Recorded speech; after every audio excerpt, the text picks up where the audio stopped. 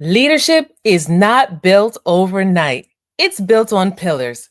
And with integrity, vision, communication, empathy, adaptability, and accountability stand firm, you don't just lead people, you inspire generations. Come on, let's get ready to have this amazing conversation today. Let's go.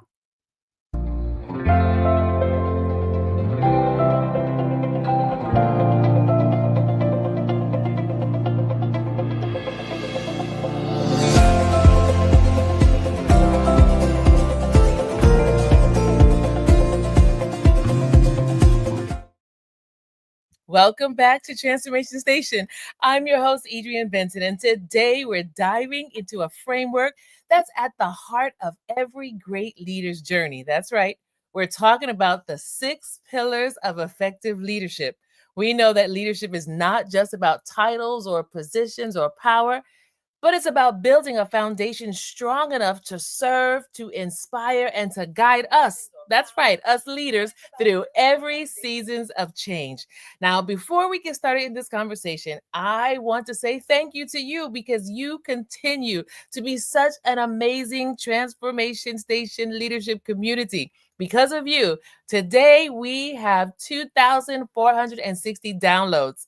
And listen, I want to invite you right now to go ahead and help us to cross over the 2,500 milestone mark. So go ahead and get caught up on episodes that you may have missed out on. Now, listen, today, our guest is an expert. That's right. His name is Jim. Let me tell you a little bit about Jim Carlough. Today, we are honored to have Jim Carlough, a seasoned business strategist, speaker, and author. He's the author of The 6 Pillars of Effective Leadership, a roadmap to success. And with over 30 years of experience transforming teams and driving business growth, Jim is here with us today, live in the studio. He's here with us today to share his philosophy that leaders are not born. That's right, they're not born, they are developed. Jim, welcome to Transformation Station Leadership Podcast. I am so excited to be here. I am happy to talk to you and your audience. And I really hope that the message resonates with them and that I can help them. Thank you so much. Well, listen, let's get right into it. Okay. So, Jim, as I was preparing for this episode, I was thinking about this, right? Effective leadership. And oftentimes I think of leadership like this structure, right? Like if one pillar weakens, the whole thing begins to tilt. And I've learned personally that effective leadership, I've learned it's not about how loud my voice is.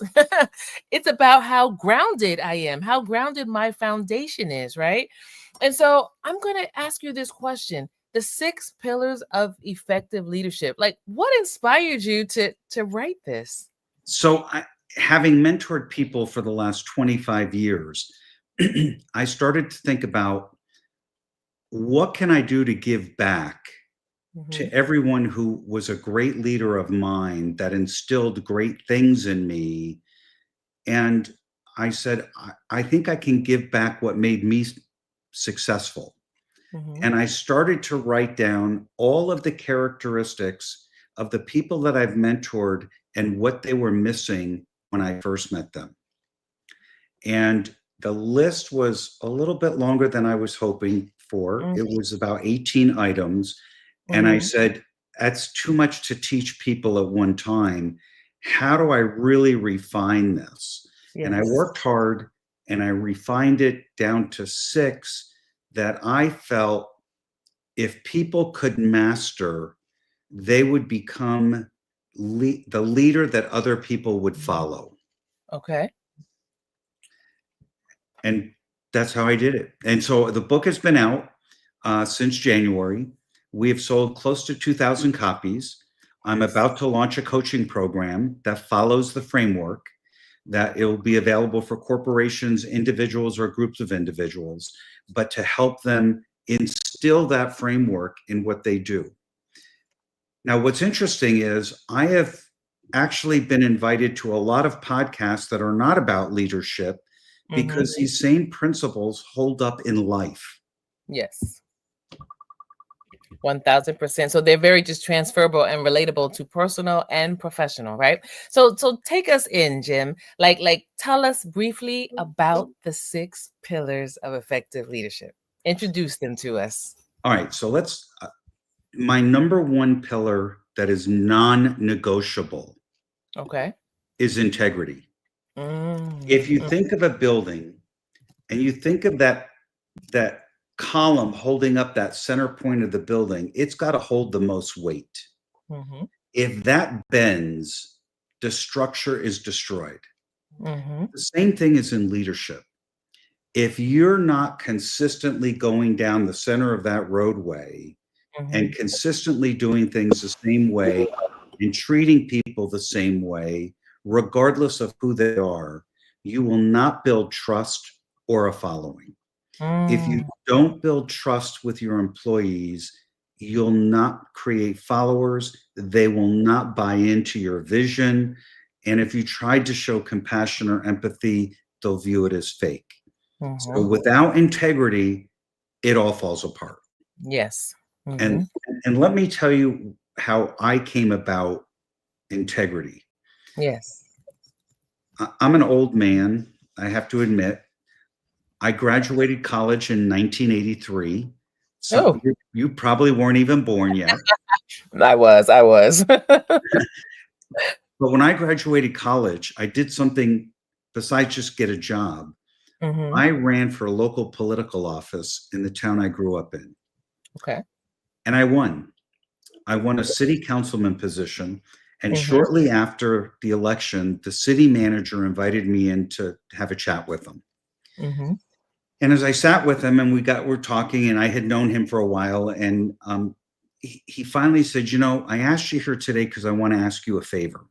Mm-hmm. Now, when you get into politics, I wasn't even sworn in yet. And I said, somebody's going to ask me for a favor. Oh my God, I'm going to jail. Mercy. But it was nothing of the sort. But what he said to me was so profound, it changed my life. Mm. And what he said is, Jim, I want you to do this for me when you go to bed at night. Mm-hmm. When you put your head on the pillow, before you close your eyes, I want you to ask yourself one question. Okay. That question is, did I do anything today for my own personal self-benefit that Mm-hmm. was at the expense of another individual, group of individuals, or organization? Mm. He said, if you say yes to that, Mm-hmm. before you can go to sleep, you need to figure out A, how to unwind that, Mm-hmm. and B, how to never do that again. Mercy. And I sat back and I went, whoa. Mm-hmm. Mm-hmm. Ever since that day in November 1983, I have asked myself that very question every night. Mm. I have never answered that question with a yes. Wow. It Wow. has guided my life. Mm. So you talked to us about integrity. What are some of the other pillars there? So, Integrity, I think you said was the main one. so if you have integrity, Mm-hmm. then you can get in and really, these are two things that are hard to develop because there's no textbook: Mm-hmm. compassion and empathy. Mm. A leader that can show compassion and empathy will build a rock solid team of Mm-hmm. believers because they know you as a leader care. Mm. And sympathy is being able to console and give compassion, while empathy, you actually have the ability to potentially solve the problem for them and Mm. help them through the problem. They're Mm. both critical in leadership, Mm. critical. But more and more people get into leadership, and no one has given them this roadmap of the Mm. things they need to know. Mm-hmm. And I know those 3 pillars alone aren't it, but Mm. those 3 pillars have led me to have people that when they lose their job or decide to leave their job and they've worked for me before, Mm-hmm. I'm their first phone call. Mm. Mercy. So here in Transformation Station, we always like to give our viewers and our listeners an opportunity to stop and do an assessment. Now, Jim has given us 3 of the 6 pillars. He's talked to us about integrity, about compassion, about empathy. To all of our leaders who are watching and listening right now, Jim talked to us about how he got started with these pillars, right? He thought about leaders that he admired, that he had learned from. What were some of the key core critical pillars that he was able to grow into? And we're asking you this same question for you. What are your pillars for effective leadership? What are the foundations that you have been standing on? We want to invite you right now. Go ahead and put it in the comment in the chat right now. Tell us, what are the pillars of effective leadership that you stand on and you use every single day? So, Jim, I want to ask you this question. How do these pillars show up differently, because as leaders, we're in different contexts, right? Sometimes in the corporate team, sometimes you might have a nonprofit board, or sometimes, not even sometimes, we're leading at home, right? How do these pillars, integrity, compassion, empathy, how do these pillars show up differently depending on the context? Well, it's very interesting because when I wrote the book and I started talking about these pillars, I never realized the reach I was going to have and the fact that it wasn't just for business leaders until I got a phone call from a host just like you who Mhm. said, I want you on my podcast. And so I said, well, what is your podcast on? Is it on leadership? She said, no, it's a group of stay-at-home moms who struggle with the Mhm. weight of raising a child, and they have a lot of difficulty with empathy and compassion. And we spoke for nearly 90 minutes just on empathy and compassion and how that could make their life easier even at home. Mhm. And I never thought I would have that kind of reach. Mm, I love that. So if I look at the first pillar that you talked about, integrity, I would hope 1000% agree with you that integrity is absolutely a foundational pillar that, just as a human being, right? But I mean, as a leader, that we should exhibit no matter where we are, right? If we're in the corporate space, for me, I can see that looking like, showing up with ethical decision making, right? As leaders, we're always being tempted or challenged with being ethical in what we do, right? Being transparent with those that we're leading in our goals, right? If we're at home, for me, I know like integrity looks like keeping my promises, keeping the promises to the children, keeping the promises to your family, right? Making sure that your yes is yes and your no is no. um, what would you say as far as empathy? How does empathy show up for the leader professionally? How does empathy show up from your perspective at home? Again, as I said, empathy and compassion are very hard to learn, and you can only learn them through experiences. And I think at home, it shows up by showing your caring and understanding for the child and what they might be going through, and how you can help them address that so that they can excel or exceed or get past that item. um, and raising kids is difficult. I mean, my parents, or my mom still tells me I was an easy child. I was not an easy child. Mhm. um, and but my parents showed empathy and compassion all the time. And there was a time where I thought for sure I had overstepped we had a rule in the house: no fighting. No fighting. Hmm. And I was in 7th grade, and there was a new kid in the school, and in class he started pushing and shoving a young lady in the room I was in the classroom. And he pushed her down on the ground and was saying some unkind things, and I didn't like it. And I stood up and I got in the middle of it, and put an end to it. Well, they call that fighting in schools, and that's not allowed. And Right. the teacher proceeded to call down, in the antique way, they called down to the main office to have the principal come up, and the principal came up and drug us down to her office. Right. And the principal advised us that we were fighting in school, and school policy was you get suspended.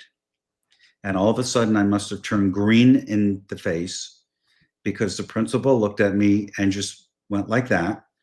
And she instructed the other kid and said, "Hey, you're going to go out there and sit till your parents come to get you or whatever, but and you're going to be given a letter to go home, and your parents will get the letter by mail. But you are suspended for 1 day." Mm-hmm. And I started to get up, and she said, "Nope, you sit down." And I went, "Oh boy, what's coming next?" So the principal knew my family and knew my dad, and my dad was former military, and she knew that when I went home, there was going to be some tough conversations. Mm-hmm. And she said, "I'm going to call your parents because I had to enforce a rule on everyone, but you did the right thing. And I want your parents to know that. You defended somebody who was weaker, smaller, and of a different gender. And that shouldn't be tolerated." Meanwhile, I'm still shaking like a leaf, wondering what my dad's going to do when he comes home. Mm-hmm. Fast forward, I go home, I give the letter to my mom, who's starting to cook dinner, who sat in the chair, and I thought she was going to cry. And she said, "What happened?" And I told her, and she said, "Well, we'll deal with this when dad gets home." Mm-hmm. With that, the phone rang, and it was the principal of the school. And Mm-hmm. my mom had a conversation. My mom said to me, "Go to your room." I went to my room. Shortly thereafter, my dad comes home. I hear him, I hear them talking, and I hear him call me down. Mm-hmm. And I am scared to death of the punishment that's about to come. My parents never hit us. They Mm-hmm. threatened, "Hey, if you don't behave, I'm going to get the paddle out, or I'm going to get the spoon out." Or they never hit us. Right. But this was the time I was fearing. I didn't know how dad was going to react. My dad sits me down. He says, "Look, fighting's not tolerated." I said, "Understood." He said, "It's not tolerated here, and it's not tolerated at your school. Obviously, now you're suspended. You're the first child of ours to get suspended from school." Mm-hmm. Ouch. Ouch. Right? I have disappointed my parents. Last Mm-hmm. thing you want to do. They never Right. they never said that. My dad said, "Look, I know our rule about no fighting is a solid rule, but you did something right. And it's unfortunate that you're suspended, but what are you going to do tomorrow when you're off from school?" Mm-hmm. I said, "Well, I guess I'll sit in my room and I'll work on schoolwork." He said, "No, what do you really want to do tomorrow?" And I said, "I think I need my punishment. I think I have to stay in the house and I have to get the schoolwork done." He Mm-hmm. said, "Look, you're not understanding. I'm telling you, you did the right thing. You got a day off from school. What would you really like to do?" I said, Mm-hmm. "I'd like to go to the lake and go fishing." He said, "I think that's a great idea." And that level of compassion, I would have never expected from my dad. And because we had a rule, there was no fighting in the house. And Mm-hmm. there was never any fighting in the house. Mm-hmm. But my dad looked at that situation and realized, and the principal certainly helped me by making that phone call, that rules are rules, but some rules are made to be broken Mm-hmm. in certain circumstances. Mm-hmm. And in that circumstance, it was the appropriate thing to do. Oh, thank you so much for sharing that with us. I'm quite sure that many of our leaders can relate to that. So let me ask you this question, right? Most successful people have had a tragedy to overcome. What was yours? Ugh. I had my first ride and only ride in the back of a police car when I was in second grade, Mm-hmm. but it's not for what you think. Mm-hmm. Um, the police officer that picked my brother and I up at school happened to be our neighbor, Mm-hmm. and he drove us home and just said, "Your parents wanted me to come and get you." So we got home, and there were a whole bunch of cars there. We walked in the house, and we learned that our parents had just been notified that our oldest brother was killed in Vietnam.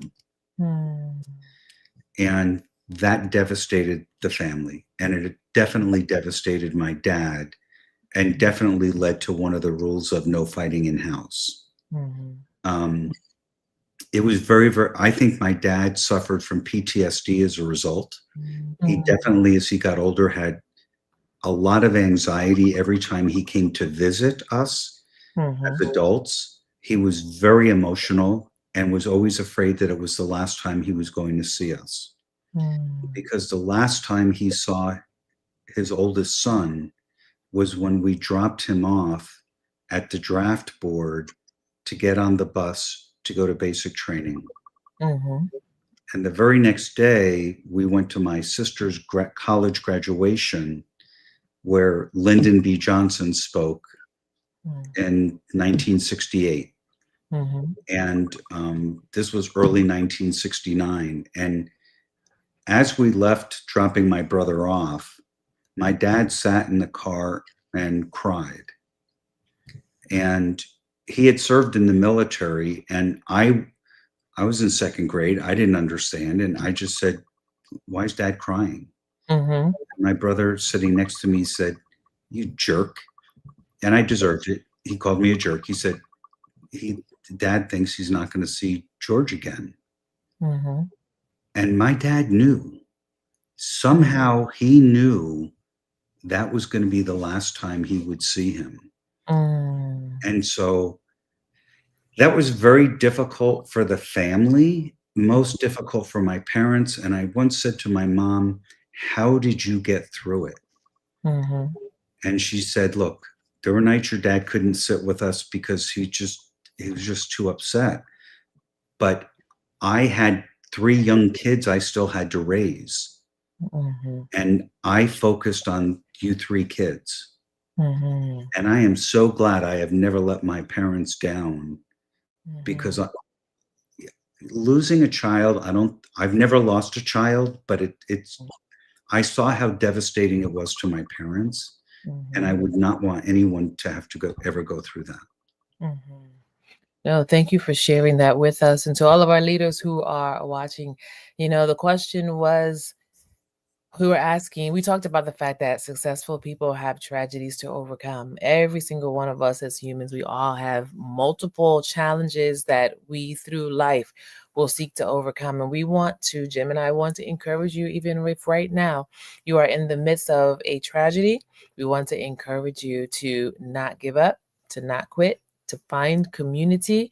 And whatever your faith preferences, lean in on your faith so that you can continue to move forward. Jim is a prime example, he and his family, of how you're able to move forward in the face of tragedies. And Jim, I want to ask you this question, right? So as we go back to the 6 pillars, out of the 6 pillars, which one do you see leaders struggle with the most? And why do you think that is? I I'm gonna go back to empathy and compassion. I Because it's so hard to learn and Mhm. understand people's emotions, I think it's my job as a leader that if I see you walk in and I see your face is not the same as it is every other day, your Mhm. chin may be down or your smile isn't as bright, it's my job to intercede to figure out what can I do to help or what's wrong today. Is a Mhm. spouse ill? Is a child ill? Is a dog or cat ill? What is it that you're not walking with the same bounce in your step or whatever? And Mhm. it's just something that takes for a long, long time to develop. In fact, I was asked by a podcaster, with the way you lead today in your book, is that how you led when you first got your first management job? Mhm. And I had to think for a second. I said, I need to find those people and apologize because Mhm. I didn't understand empathy. I didn't understand compassion, and I didn't understand how to use those. Mhm. And it took a long time it took a long time for me to develop that capability, but it made me a much stronger leader and one that people follow. The Mhm. other pillars, which are like focus and stability, are Mhm. easier, and they're easier to learn because they don't necessarily deal with human emotion. They deal with yourself as a leader, having Mhm. to be making sure that people stay focused and that you're giving a stable and safe environment for them to perform within. And so those are easier, but empathy and compassion are very, very hard. Yeah, and they're hard and they're so needed. That is what many people are looking for, someone who can be empathetic with them, right? And as a leader, being able to take the time to use emotional intelligence to listen to our people, to understand where they have come from, to understand their leadership style and how that matches or how that can work in tandem with yours makes such a big difference. Can you share a personal story of a time when you applied these leaderships to overcome a business challenge? I absolutely can. So on the empathy and compassion front, back in the early 2001, 2002 period, I worked for a technology company, and we made claim systems for health insurance companies. And I had one team that was in charge of a claim platform that was built in the 90s. And you'll remember, if you're in my age bracket, out of green screen technology. Mm-hmm. No mouse, just all green screen, and everything was done on the keyboard. And we made a decision that because we had produced a Windows-based product, that we were going to sunset the green screen technology. Okay. And I had 25 plus people in this department, and I had to tell them that their job was going away. But I had another problem. I had 36 customers using that product, and it would take us 3 to 4 years to transition everybody from the old product to the new product. So I had to tell people, Adrienne, you're going to lose your job, but I don't know when. Mercy. And I didn't know how to present it so that I didn't have everybody run out the door, leaving me with nobody but myself to take care of the customers. I called mentors who said, good luck. They had no easy solution. And I really wrestled with it. And I finally came up with, I sat down and I said, if my job was going away, what would I want my leader to come and tell me? And I came up with 3 things, and I made these 3 promises to this team. First promise number 1, the average system would take 6 to 9 months to implement. So at a minimum, I would be able to tell you at least 6 months in advance before your job would be going away. And I will let you know based on the customer and how many support people support it and how many account management people and customer service people, who those are when that customer makes the commitment that you now have 6 months before you will need a new job. That was promise number 1. Promise number 2, if you wanted to stay with the company and learn the new technology and flip over to support the new technology when it's implemented for your customer, I will make the training available to you during the workday, not during lunch, not at night, and not before the workday, but during the normal workday at our expense. Okay. Made a third promise. Third promise was, if you don't want to learn the new products and services and you decide that you don't want to stay with the organization, I will personally help you find a job on the outside that fits your skill set, that will give you the financial comfort that you have today to support your family. I made those 3 promises. My sole goal was nobody would leave before it was their time to leave. And I succeeded. 2 years later, I get a call from HR, and they ask to come and visit with me. They come down and visit. They didn't have an empty box, and my boss wasn't with them, so I knew I wasn't getting let go. And they asked if they could sit down, and I said, how can I help you? They said, about 6 weeks ago, we did an employee satisfaction survey. I said, yes. And I had multiple departments that rolled up to me. And they said, well, we want to talk to you about one particular department. And I said, what department? And they said, the one in California. And I said, what about the one in California? And they said, well, we don't understand what's going on because they have the highest employee satisfaction rating out of our entire 20,000 plus person company. And I was just amazed. I didn't know why. But Mhm, as we talked about it, we realized I took their worry away. mhm, I basically guaranteed them a job. Either I would cross train them or I'd help them find a job. They didn't need to worry about it. mhm. And they remained until the very end. And to this day, several of them still reach out on Boss's Day to remind me what a great boss I was. Wow, that's amazing. I love that. So you gave them clarity and vision, you gave them safety, so security. And so all of our leaders that are listening today, right? We want to invite you to think about what are the pillars and what are the principles that you can provide for your business, for your organization, for your team that would be a foundation that would help to bring stability.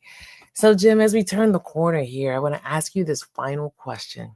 If a leader, those who are listening, if a leader wanted to start strengthening these pillars that you talked about, right? Compassion and empathy and integrity. If they want to start strengthening these pillars today, what's one practice or what's one mindset shift that you would recommend that they could begin today? I'll give you two. If you're not using a mentor, get one or get Mhm, multiple. That's number one or two. You always need somebody to talk to and bounce ideas off of. The mhm. second one is look me up on the internet. Um, y- my socials will be here in the show information, but feel free to reach out to me and help. I will be offering a coaching program, but I'm also going to do one other thing. For the first 5 people that comment on this episode, positive, negative, or what you got out of it, or what you liked or didn't like, I'm going to send an autographed copy of the book if you're in the US. If you're outside the US, I'll send you a copy of the Kindle version or PDF version of the book. But we like to get feedback, and I like to know what resonates with people. So the first 5 people, don't put your address in social media. We'll reach out separate to you. Just make sure we know your email address so we can reach out.